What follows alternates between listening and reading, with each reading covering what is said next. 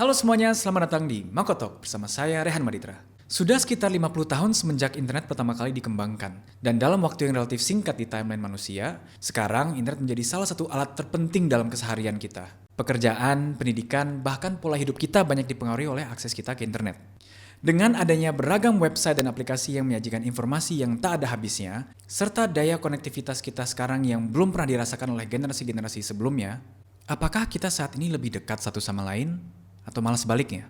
Apakah kita mampu untuk menggunakan internet untuk memudahkan kehidupan kita, atau akankah kita membiarkan internet menguasai kehidupan kita? Pilihan ini ada di tangan kita sendiri. Dan untuk membantu teman-teman menentukan pilihannya, saya sudah mengundang Dr. Christiana Sister, spesialis kedokteran jiwa, seorang pakar adiksi, untuk berbagi seputar kecanduan internet. Selamat menyaksikan.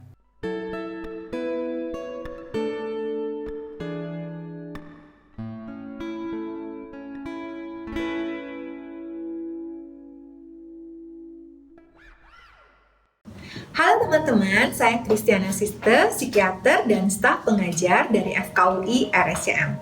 Saya mau berbagi tentang adiksi atau kecanduan internet. Rasanya istilah ini sudah tidak asing lagi ya bagi teman-teman semua. Apa sih adiksi atau kecanduan internet? Yaitu pola perilaku penggunaan internet secara berlebihan dan akhirnya mengganggu fungsi kehidupan sehari-hari. Jadi mengganggu fungsi sekolah, kuliah, bekerja, dan juga hubungan dengan orang lain. Misalnya hubungan dengan orang tua atau teman-teman di sekitar kita. Ada 3 perilaku utama yang menentukan seseorang mengalami kecanduan internet atau tidak. Yang pertama, apabila ia tidak bisa mengontrol perilaku bermain internetnya.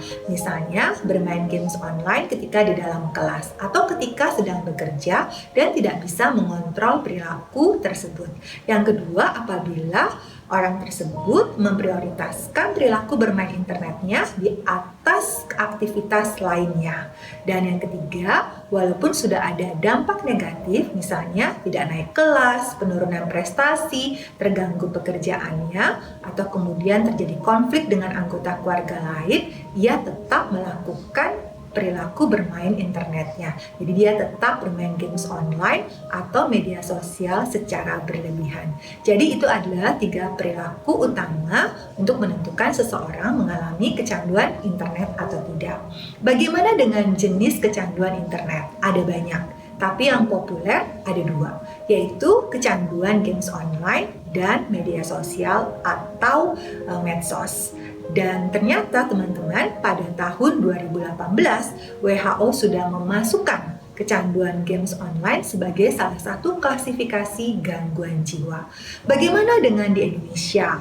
Bagaimana kecanduan internet di Indonesia? Pada tahun 2019 ada penelitian tentang kecanduan internet pada remaja dan di Jakarta.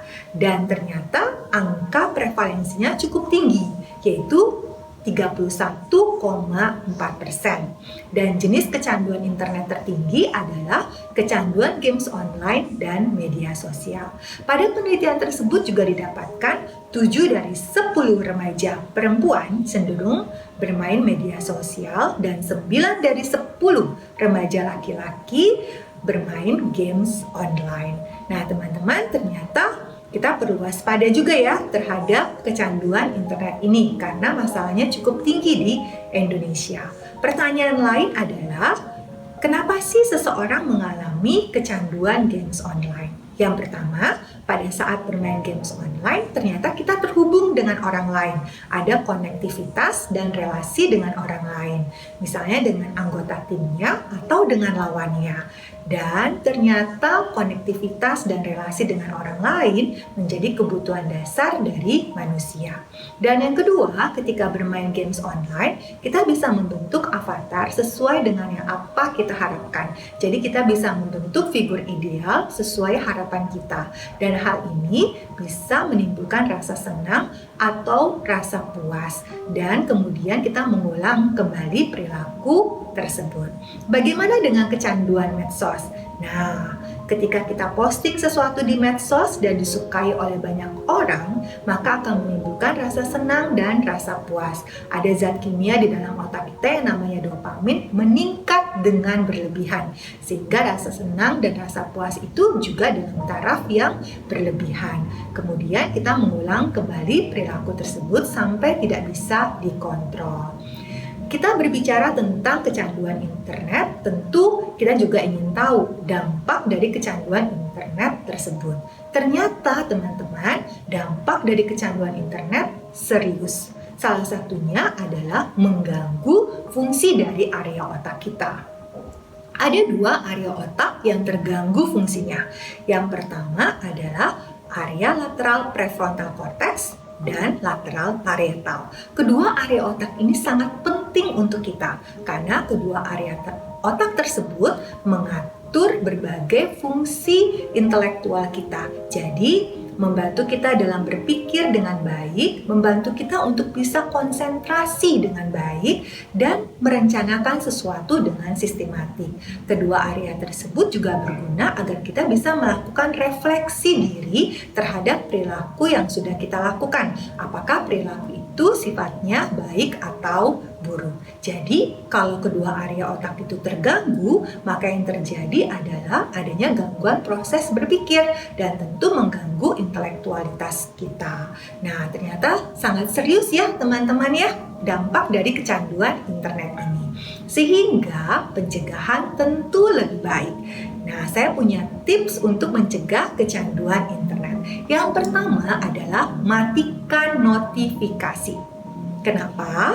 Karena dengan menyalakan notifikasi, maka kita akan terstimulus untuk membukanya. Jadi, kita bisa bermain games online saat itu juga, atau membuka media sosial pada saat itu juga. Dan kita akan jadi sulit mengontrol waktunya. Yang kedua, kita harus set up timer pada handphone atau gadget kita. Jadi kita punya apps timer kan. Nah, kita kemudian memasang target. Berapa lama sih saya main IG sehari? Dan kita harus komitmen terhadap target yang sudah kita buat. Yang ketiga adalah menggunakan media plan. Nah, apps ini bisa diunggah secara gratis. Jadi, media plan mengatur perilaku bermain internet atau membuka handphone untuk seluruh anggota keluarga. Kapan dan di mana kita boleh bermain handphone atau membuka internet. Kemudian, di mana kita boleh charger handphone kita di malam hari. Jadi, misalnya, membuka handphone atau bermain internet tidak boleh dilakukan saat makan atau di ruang makan, dan charger handphone dapat dilakukan di ruang orang tua atau di dapur. Jadi perilaku dan peraturan tersebut harus ditaati oleh seluruh anggota keluarga. Hal lain yang bisa kita lakukan adalah dengan menentukan hari detoksifikasi tanpa internet. Jadi 1 hari dalam seminggu tanpa internet untuk seluruh anggota keluarga, dan hal ini dilakukan secara rutin berkepanjangan. Kemudian kita juga bisa mengunggah apps khusus untuk orang tua. Jadi orang tua zaman milenial tentu juga harus canggih. Jadi bisa mengunggah apps secara gratis yang dapat digunakan untuk memonitoring perilaku bermain internet anak atau remaja kita. Jadi kita tahu mereka menggunakan internet untuk apa saja. Jadi kita bisa mensupervisi penggunaan internet mereka. Dan yang terakhir adalah tentu melakukan deteksi dini secara rutin. Dan di Indonesia sudah ada nih apps-nya yang dapat diunggah secara gratis. Ada 2, yaitu KDAI Score dan SKAI Score. KDAI Score dapat menentukan apakah kita mengalami kecanduan internet atau belum. Jadi kalau skornya di atas 107, maka kita sudah mengalami kecanduan internet. Dan deteksi dini ini bisa dilakukan setiap 6 bulan sekali. Dan menggunakannya juga mudah, tidak lebih dari 10 menit. Yang kedua, SKAI Score. Jadi apps ini bisa berguna buat kita menentukan berapa besar sih resiko kita mengalami kecanduan internet dibandingkan dengan orang lain. Pada SKI Score kita juga bisa melihat apakah kita mengalami masalah emosi dan perilaku. Karena masalah emosi dan masalah perilaku menjadi faktor resiko seseorang mengalami kecanduan internet. Nah teman-teman, Demikian tips yang bisa kita lakukan. Dan kalau kita mengalami kecanduan internet, apa yang harus kita lakukan? Yaitu jangan sungkan menghubungi profesional untuk meminta bantuan. Jadi pengobatan dapat dilakukan lebih awal sehingga hasil yang didapatkan juga tentu lebih baik. Teman-teman semua, mari kita gunakan internet secara bijak sehingga menghindari kita dari kecanduan internet. Dan saya berharap teman-teman selalu memiliki kesehatan fisik dan kesehatan mental yang sempurna. Karena tidak ada kesehatan tanpa kesehatan mental. Terima kasih teman-teman dan sampai bertemu kembali. Terima kasih banyak dokter untuk ilmunya, mudah-mudahan bermanfaat untuk kita semua. Semoga video ini bisa menjadi referensi untuk teman-teman yang mau mencari keseimbangan dalam hidup. Link untuk ke KDAI Score dan SKI Score akan ada di kotak deskripsi di bawah. Kalau kalian suka video ini, jangan lupa di like, share ke teman-teman dan keluarga kalian, dan jangan lupa untuk subscribe. Follow akun media sosial Makotok ID untuk update terbaru. Sekian dan terima kasih.